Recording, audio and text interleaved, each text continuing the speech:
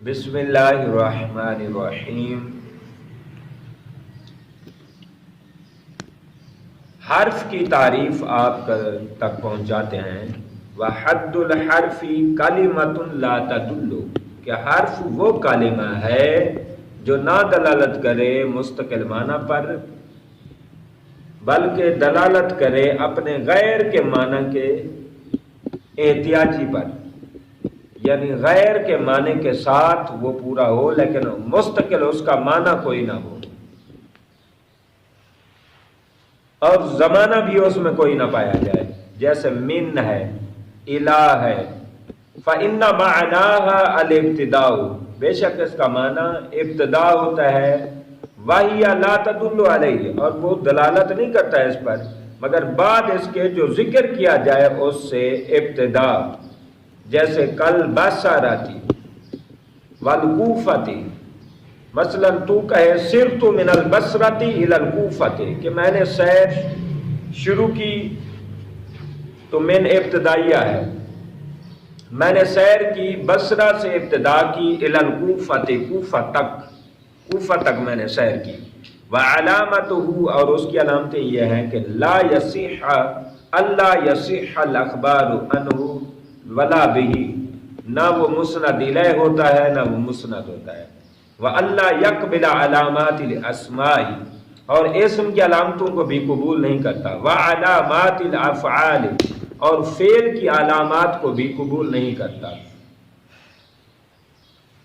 لہذا وَلِلْحَرْفِ فِي الْكَلَامِ الْعَرَبِ فَوَائِدُ، پھر اگر وہ مستقل معنی پر بھی دلالت نہیں کرتا اور وہ زمانے کے ساتھ بھی کہیں ٹچ نہیں ہوتا اور وہ ہر چیز میں محتاج ہوتا ہے، تو پھر اس کا فائدہ کیا ہے؟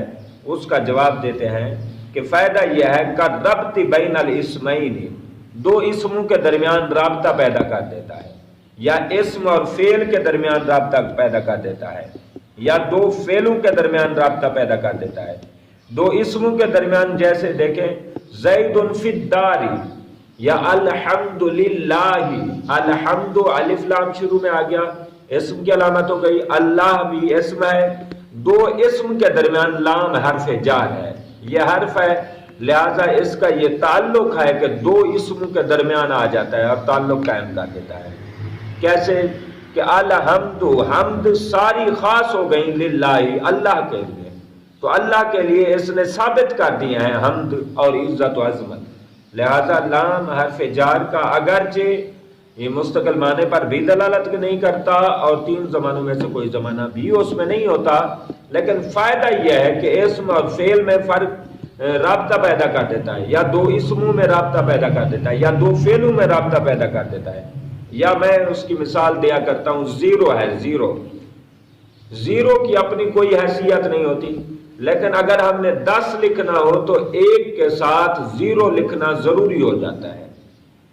اس طرح ہم نے 100 لکھنا ہے تو ایک کے ساتھ ہم نے 2 زیرو لکھنی ہے۔